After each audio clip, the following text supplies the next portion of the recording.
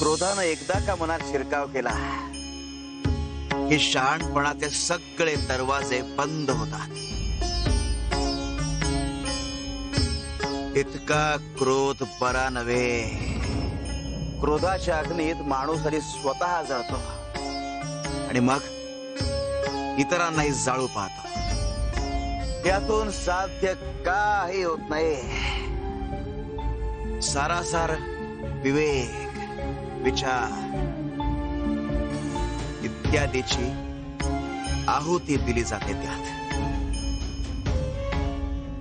आणि होतो तो फक्त नाश. क्रोध मनुष्यावर स्वार होतो आणि माणूस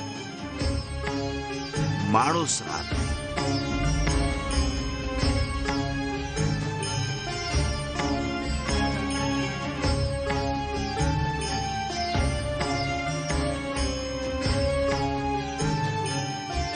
काय हो